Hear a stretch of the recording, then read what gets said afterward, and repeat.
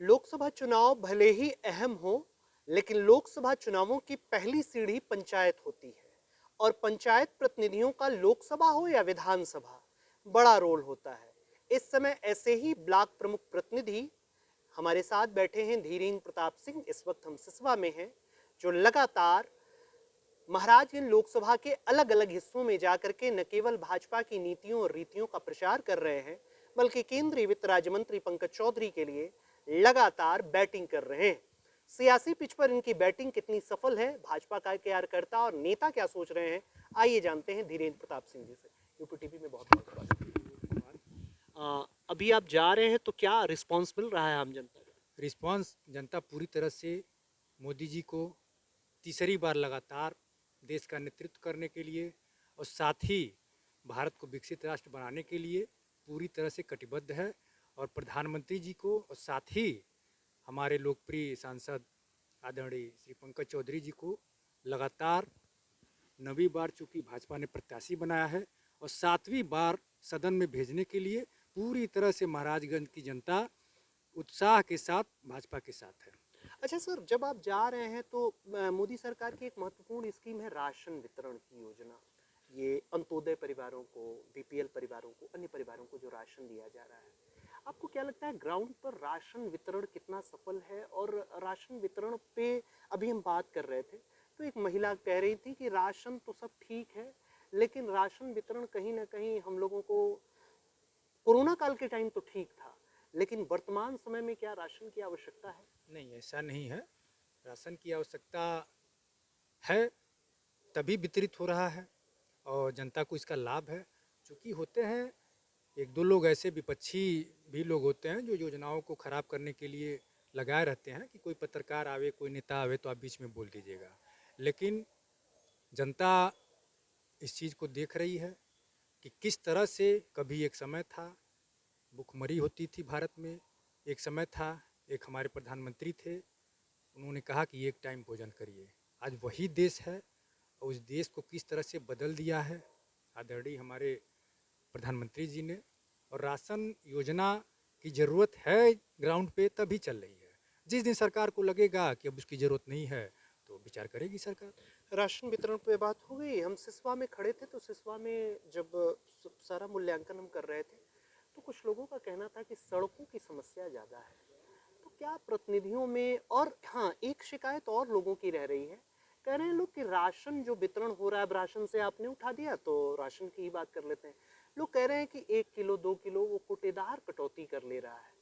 तो क्या वो आप लोगों के स्तर से, अब ये सारी चीजें तो मैं स्वयं कहता हूं कि मंत्री, प्रधानमंत्री और राष्ट्रपति और मुख्यमंत्री तो सॉल्व कर नहीं सकते, तो क्या ये चीजें आप लोगों के संज्ञान में नहीं आती? क्या कोटेदारों को कसने का कारण, न कसने का कारण और आम जनता का उत्पीड़न हो रहा है? तो ऐसे में आप क्या देखते हैं? इस सरकार द्वारा बड़े ही निष्पक्ष तरीके से IGRS है, तमाम शिकायत की तमाम चल रही हैं स्कीमें सरकार की तरफ से। नहीं, आपके पास भी लोग आते होंगे शिकायत करने। लोग आते हैं, अगर इस तरह की शिकायत आती है तो बिल्कुल हम लोग कोटेदार को डांटते हैं, डपटते हैं। अगर कहीं इस तरह की चीज़ें आती हैं तो बिल्कुल इस पर कार्रवाई होती है। लेकिन चूँकि समाज है, समाज में हर जगह कहीं ना कहीं कुछ न कुछ इस तरह की चीज़ें होती हैं। 100% पूरी तरह से समाज बदल नहीं सकता है। तो अगर इस तरह की योजना अच्छी है, मूल बात ये है। बाकी अगर शिकायत आती है तो शिकायत करें लोग, निश्चित कार्रवाई होगी। आप हिंदू धर्म को मानते हैं, हिंदू धर्म को में आप आस्था रखते हैं, भगवान में आस्था रखते हैं, राम मंदिर इस बार के चुनाव में कितना बड़ा मुद्दा होगा?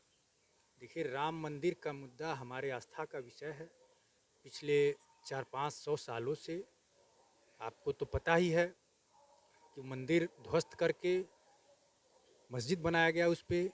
और पिछली सरकारों ने केवल खाना पूर्ति का काम किया, कभी पूरी निष्ठा के साथ साक्ष्य प्रस्तुत नहीं किए गए सदन कोर्ट में। आज जब भाजपा की सरकार आई तो जो साक्ष्य थे उसको प्रस्तुत किया गया, कोर्ट ने ऑर्डर किया। तो इसमें सरकार की बहुत बधाई है, सनातन धर्म। और देखिए, शंकराचार्य जी के बाद अगर कोई ऐसा भारत को एक सूत्र में पिरोने वाला कोई व्यक्ति, कोई नेता पैदा हुआ है तो मोदी जी हैं। और उनको कोर्ट और कोर्ट राहुल गांधी के भारत जोड़ो यात्रा? वो तो पूरी तरह से राजनीतिक यात्रा है, पूरी तरह से स्वार्थपरक यात्रा है। उसमें देश का कहीं कोई लाभ नहीं, उनका व्यक्तिगत लाभ के लिए भारत जोड़ो उस क्या। ऐसे तमाम संत आज भारत जोड़ो यात्रा कर रहे हैं। नर्मदा के लिए हमारे एक भाई जी गुरु जी हैं वो करते हैं, उन सब चीज़ों को हम नहीं जान पाते हैं। क्योंकि कैमरों पे राजनेता लोग अपनी चीज़ें दिखाते हैं तो वो उसका कोई मतलब नहीं है। वीरेंद्र चौधरी कह रहे हैं कि प्रधानमंत्री मोदी को अल्जाइमर की बीमारी हो गई है, भूलने की बीमारी हो गई है, 70+ उम्र हो गई है और उनको भूल गया कि उन्होंने जनता से कितने वादे किए। जनता से जो वादे किए थे घोषणा पत्र उठाएं, जो जनता से वादे कभी कांग्रेस करती थी उनके घोषणा पत्रों को उठाएं। जनता हमेशा गरीब बनी रही 70 सालों तक। आज जनता और समाज और देश कहाँ से कहाँ पहुँच गया है, ये मैं क्या बताऊं, आप भी देख रहे हैं, समाज देख रहा है। अब की बार 400 पार नारा सिद्ध हो पाएगा।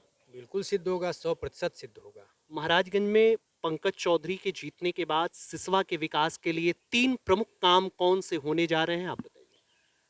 सबसे पहले तो सिसवा में चूंकि पहले मांग रहती थी, एक मार्ग है आपको पता होगा, सबया सिंदुरिया मार्ग, उसको तो माननीय सांसद जी ने व्यक्तिगत प्रयासों के तहत उसको लग के उसको करा ही दिया है। विधायक जी ने उद्घाटन किया। विधायक भी उसी पार्टी के हैं, कोई बात नहीं है, विधायक भी भाजपा से ही हैं। तो एक बड़े नेता हैं, एक छोटे नेता हैं, तो हम भी कह सकते हैं, हम भी ब्लॉक प्रमुख हैं, हमने हमारा भी प्रयास था। तो लेकिन मूल प्रयास तो सांसद जी का था। और आप सड़कों को भी देख रहे हैं, कितनी सड़कें हैं। और सिसवा की जहाँ तक बात है, उन्होंने जो रेल मार्ग दिया है हमारे सिसवा शिकारपुर से होकर जाएगी, तो हमारे सिसवा ब्लॉक को भी फायदा है।